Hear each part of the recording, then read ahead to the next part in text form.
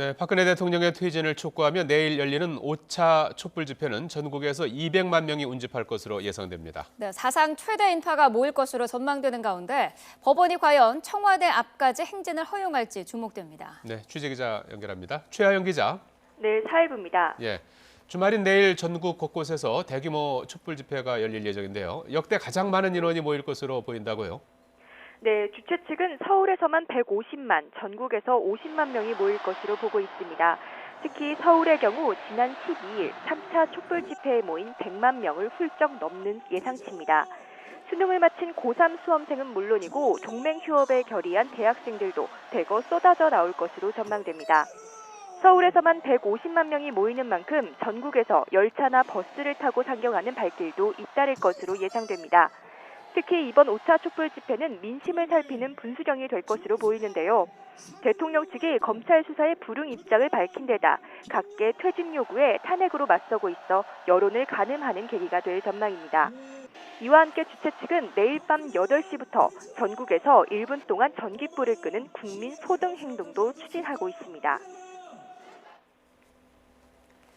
네, 또 이번에 주목되는 게 청와대 앞까지 행진할 수 있는가 여부인데요. 이 허용 여부에 대한 행정법원의 심리 결과에 관심이 쏠리고 있죠. 네, 주최 측은 그동안 촛불 집회를 통해 청와대 포위 행진을 계속 시도했습니다. 이번에는 인간 띠입기 행진으로 청와대를 에워싸겠다는 계획입니다.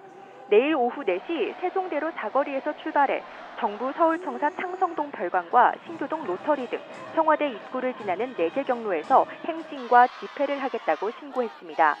하지만 경찰은 좁은 길목에 많은 인원이 몰려 교통 혼잡과 안전사고가 우려된다며 행진은 광화문까지로 제한하고 집회는 모두 금지 통보했습니다. 주최 측은 이에 반발해 서울행정법원에 집행 정지를 신청했습니다.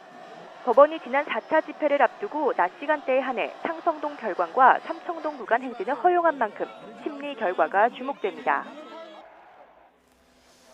자, 그리고 오늘부터 대학생들의 동맹휴업이 시작됐다고요? 네, 대통령 퇴진을 촉구하며 대학생들의 집단 행동 움직임도 점차 확산하고 있습니다. 앞서 대학생 시국회의는 오늘 대학생 총궐기를 열고 동맹휴업에 나서겠다고 밝혔는데요. 학생들은 본업인 학업에 손을 놓고 투쟁에 돌입하겠다는 겁니다. 이에 따라 숙명여대와 서강대, 전주교대 등이 동맹휴업하고 서울대는 오는 30일 동참합니다. 또 연세대와 고려대, 부산대 등이 동맹휴업 결정을 위한 총회를 열 방침입니다.